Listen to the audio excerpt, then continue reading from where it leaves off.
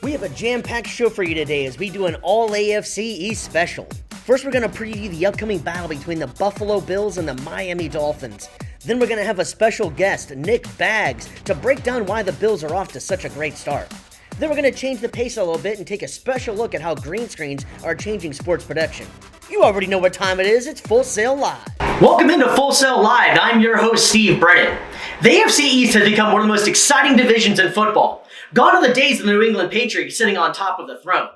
It hasn't been easy for the Buffalo Bills or the Miami Dolphins the past few years. There's been a lot of missed draft picks, but all of that can change when you get it right just one time. The Buffalo Bills seem to be the heavy favorites for the Super Bowl this year, but the new-look Miami Dolphins have something to say about that.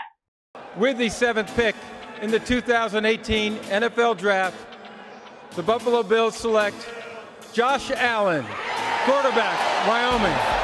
With the 5th pick in the 2020 NFL Draft, the Miami Dolphins select Tua Tagovailoa. Josh Allen and Tua Tagovailoa have become two of the faces of the NFL at the ever-important quarterback position. Interceptions for both QBs plagued them at the start of their careers, but all of that changed in the 2022 season. Allen is putting up prolific numbers this year, which has him as the early frontrunner for the MVP. It's not just the numbers that Allen is putting up, it's the determination to win that has the Bills fans thinking this could be their year. Football is a team sport, and there are two sides of the ball, and the Bills' defense is something special. The Bills have the number one defense in the league, allowing only a staggering 272.8 yards per game.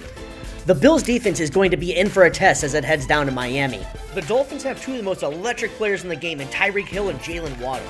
Week 2 of the 2022 NFL season was one for the ages, with the two wideouts setting a new record, as no player in the Super Bowl era of the NFL has ever had over 170 yards receiving and 2 touchdowns in the same game.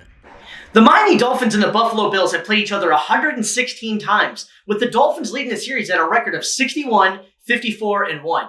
When the sun sets in Miami, there'll only be one on top of the AFC East. As promised, we have Nick Baggs of BuffaloBillsFan.com to talk some Buffalo Bills before their upcoming matchup with the Miami Dolphins. So sit back, relax, grab a snack. We got plenty more to come.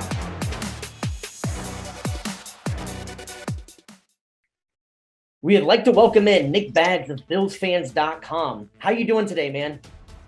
I'm doing good, Steve. How are you doing? Fantastic. Hey, the Bills are on fire right now, and leading the way is Josh Allen. What do you think the difference with Josh Allen is this year compared to others? This year, I think he just got total command of the offense. Even though he changed offensive coordinators, Josh just knows the entire offense of what he likes and what he doesn't like. So trying to stop him is very hard for any defensive coordinator. I can imagine so. Well, let's switch to the defensive side of the ball. What's adding a player like Von Miller done for the Bills? That leadership, 2 Super Bowl winner, just knows what it takes to finish the job. I just been seeing a lot of him training these young guys that we have. A lot of draft picks we have on that defensive line, and him just training them and just passing on that education and teaching to them, and hopefully makes the defense just better. Yeah, I can imagine so. Well, we all know the football, it has it has injuries in it. Who's going to be out this Sunday against the Dolphins?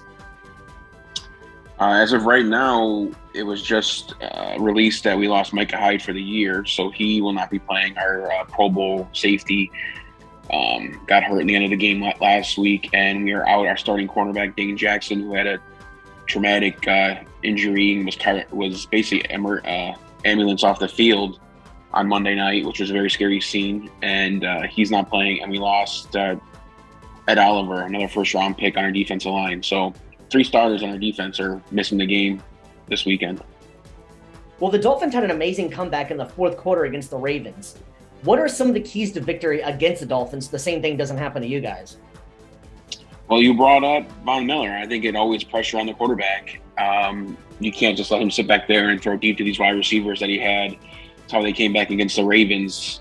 Tua was just throwing bombs, and they were basically uncovered. So if we can get pressure on him early, if the Bills also can get up early and make him throw, I think he'll be good.